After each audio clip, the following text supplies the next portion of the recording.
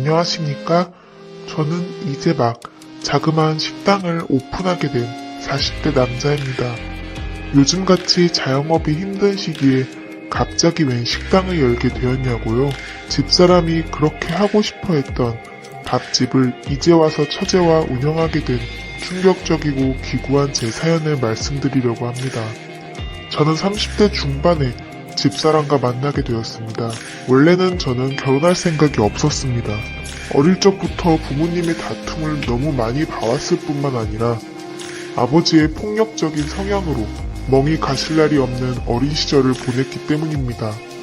날 힘들게 하는 아버지와 그런 아버지가 무서워서 말리지 않는 어머니를 원망하기에 가정을 갖고 싶지 않은 것도 있었습니다. 또한 한켠으론 그 피가 어디 가겠어? 라는 생각도 들더군요. 폭력은 답습된다는 이야기가 있듯이 저도 모르게 울컥하는 때가 있어서 아버지의 모습이 비쳐 보이는 게 섬찟하더군요. 나중에 내 애한테 그렇게 하면 어떡하나 싶은 마음에 절대 결혼을 하지 않겠다고 결심했었습니다.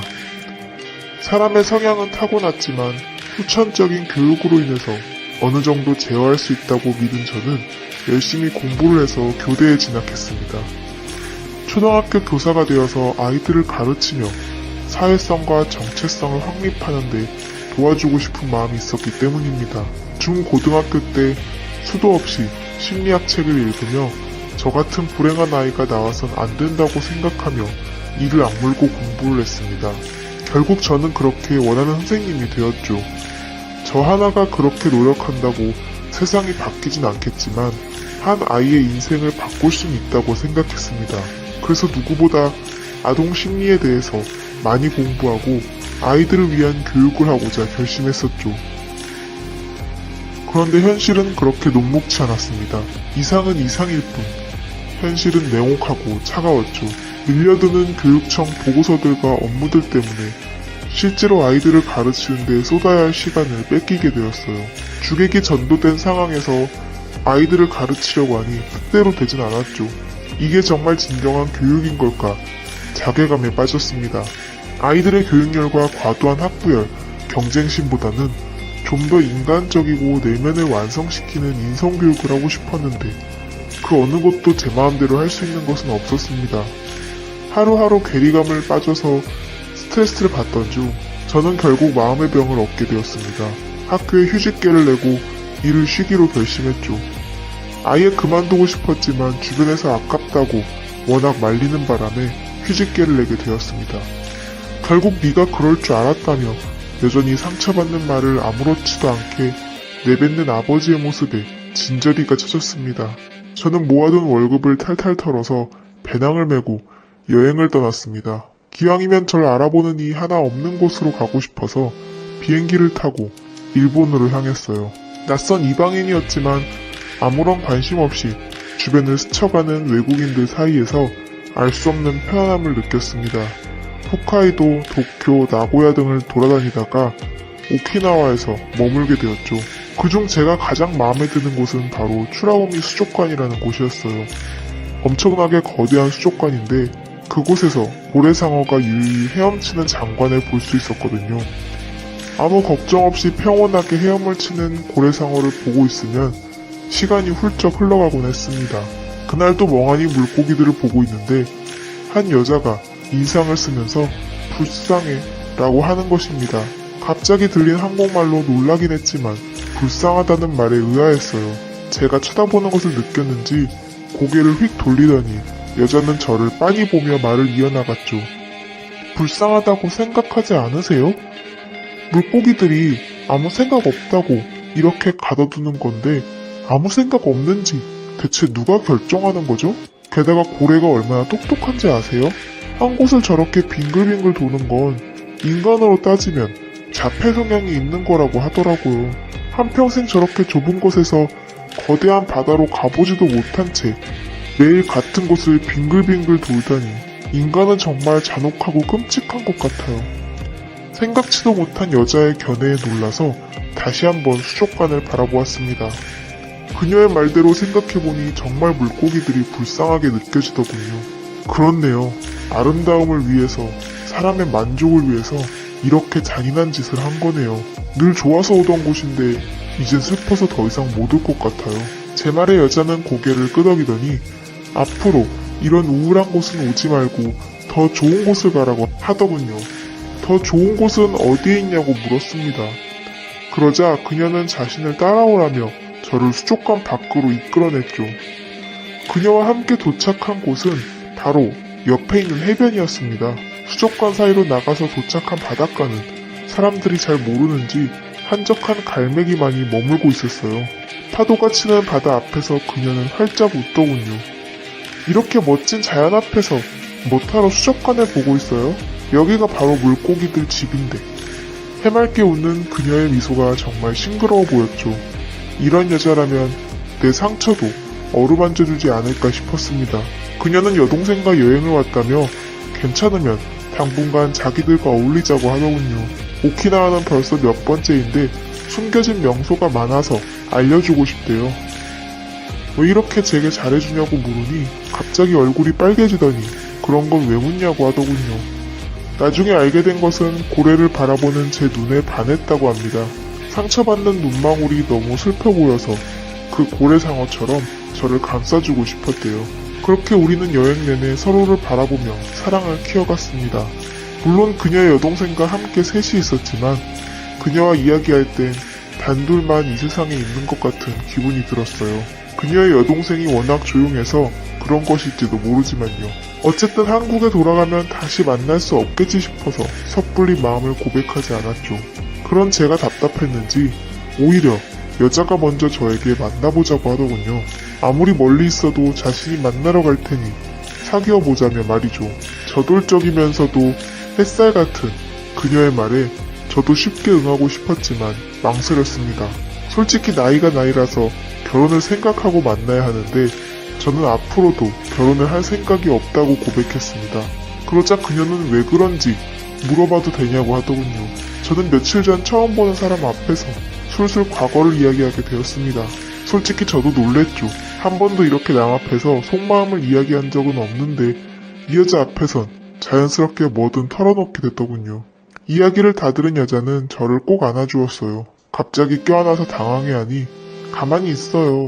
난 지금의 종훈 씨를 안는 게 아니에요. 어릴 적 상처받고 혼자 아파한 꼬마 종훈이를 안아주는 거예요.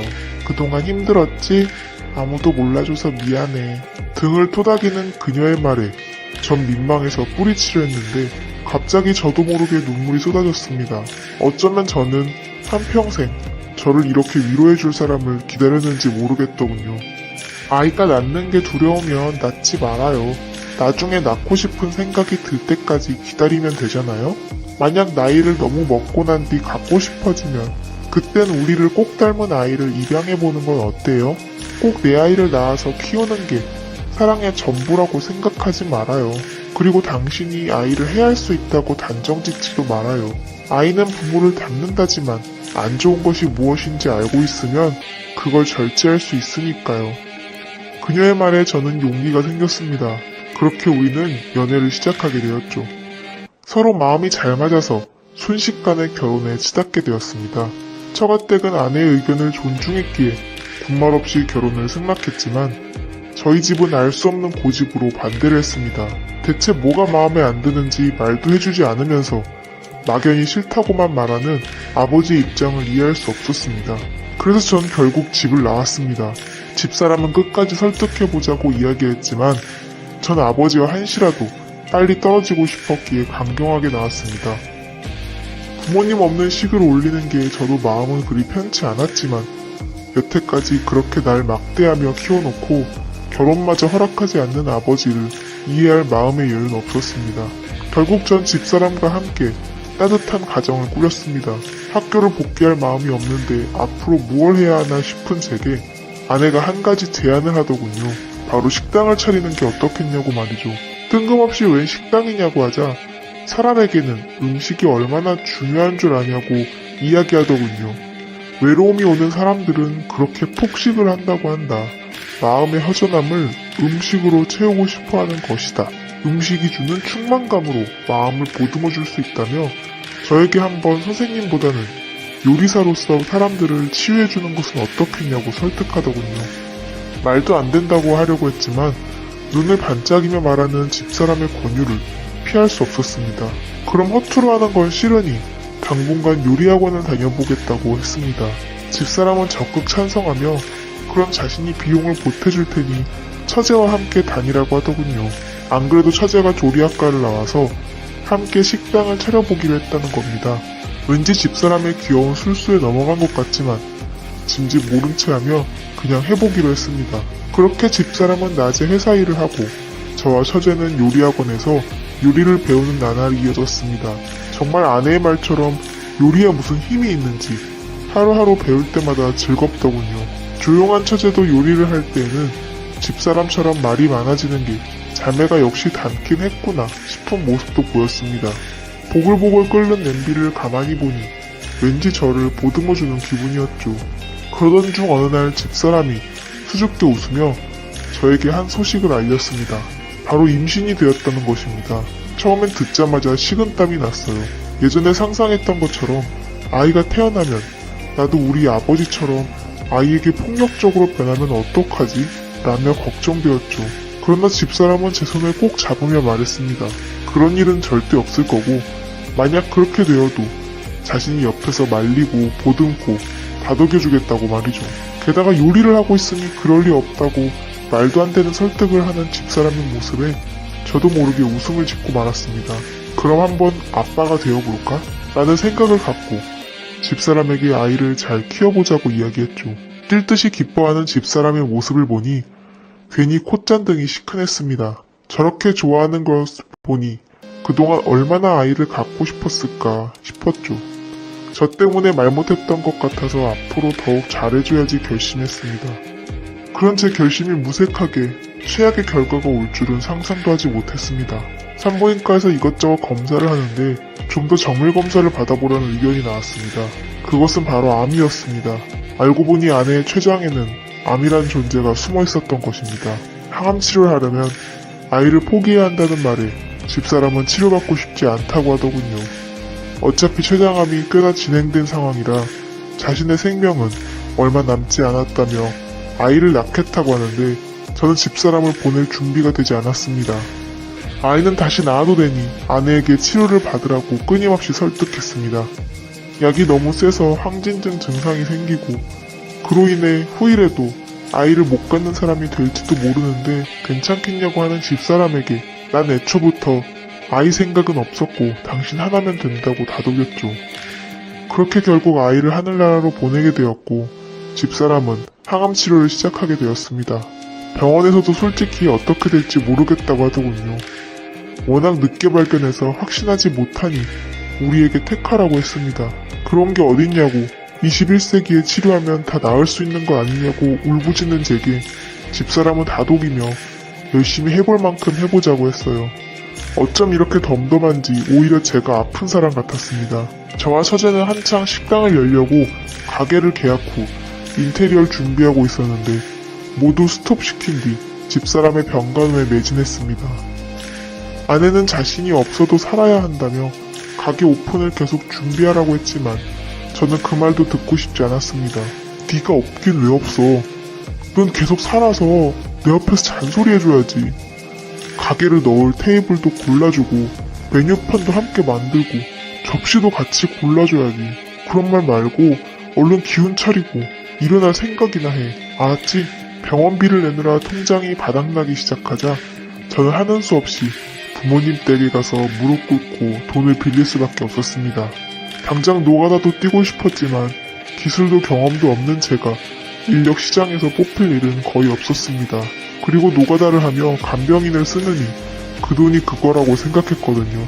부모님에게 후에 식당을 열고 나면 돈을 주기적으로 갚는 조건으로 병원비를 낼 수 있었습니다. 그렇게 끊임없이 노력을 했음에도 집사람은 올해 겨울에 첫눈을 보지 못하고 하늘나라로 가버렸습니다. 어찌나 짧게 제 옆에 있다가 간 건지 저는 잠시 하늘에서 내려온 천사를 만난 것일까 싶었습니다. 나를 만나서 이것저것 해주고 하늘나라로 가버린 건가? 날 만나서 아픈 게 아니었을까? 별의별 생각을 다 하고 좌절하며 지냈죠. 그런 저를 보다 못한 처제가 어느 날 술에 취해 방에서 웅크리고 있던 저에게 물을 뿌렸습니다. 양동이에 물을 한 바가지 담아서 뿌리더니 당장 일어나라고 하더군요. 언니가 남겨준 식당을 저대로 둘 거냐는 말이죠. 게다가 암도 형부 탓이 아니라고, 원래 우리 증조부도 암으로 돌아가셨으니 유전적인 거라 막을 수도 없었다고 합니다. 집사람도 없는데 식당을 운영하면 무슨 소용이 있냐고 중얼거리는 제 멱살을 잡고서 처제는 눈을 부릅뜨며 화를 내더군요.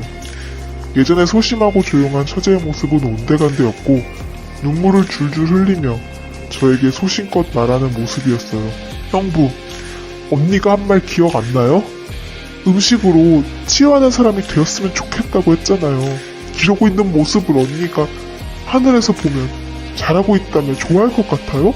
적어도 언니를 진심으로 사랑했다면 언니가 바라는 모습을 한 번이라도 보여야 하지 않아요? 제발 정신 차려요. 처제의 외침에 저는 벼락을 맞은 듯 정말 전신이 번쩍 들더군요. 그래, 내가 지금 뭐하고 있는 거지? 집사람을 나중에 하늘에서 다시 만나게 되기 전까지 부끄럽지 않게 살아야겠다. 당신이 구제해준 삶을 다른 사람을 구제하는데 온 힘을 다해야겠다 생각이 들었습니다. 그래서 간만에 식당을 준비하러 처제와 함께 가게로 향했습니다. 몇 달간 비웠던 식당은 어수선하더군요.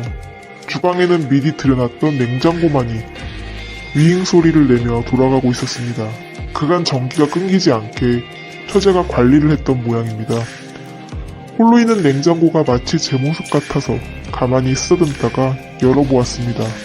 그런데 그 속에는 제가 한 번도 보지 못했던 장아찌가 가득 유리병에 담겨서 냉장고 안에 있었습니다. 그 옆엔 메모도 함께 놓여 있었죠. 여보, 내가 정성껏 만든 장아찌 꼭 손님들에게 대접했으면 좋겠어. 장아찌가 음식의 메인 요리가 될 수 없는 거 알아? 그런데도 늘 만드는 사람들이 있고 늘 찾는 사람들도 있어. 곁들이 음식이지만 항상 조용히 빛을 발하고 있는 모습이지. 우리 사람들도 마찬가지인 것 같아. 모두가 주인공일 순 없잖아. 그러나 곁에서 조용히 힘이 돼주는 사람도 얼마나 소중한지 깨달았으면 좋겠어. 어떻게 보면 누군가에겐 도움을 주는 것은 정말 어렵고 힘든 일이야. 난 항상 자기에게 장아찌 같은 사람이 되고 싶었어.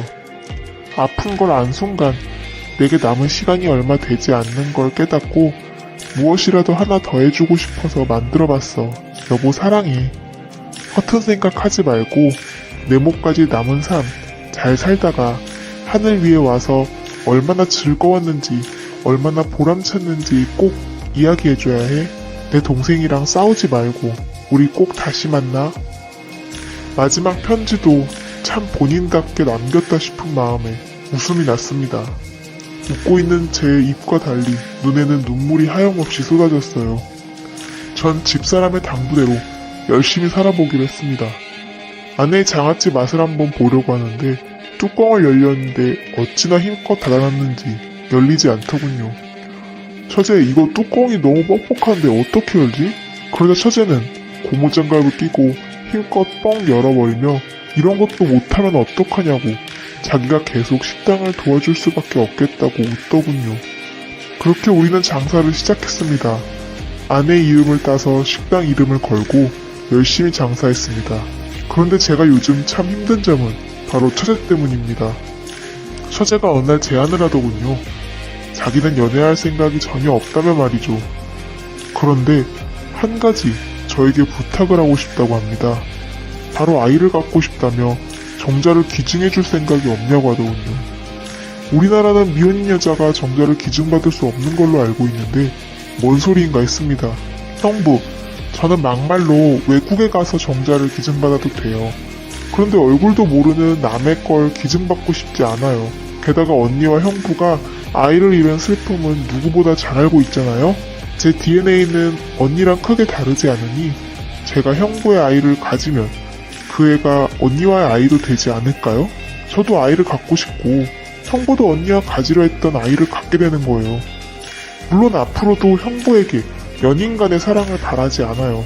그저 제 소원은 언니의 소원대로 아이를 갖는 걸 바랄 뿐이에요. 그래서 형부께 필요하다고 말하는 거고요. 의학적으로 기증받을 수는 없으니 당연히 같이 밤을 보내야겠죠.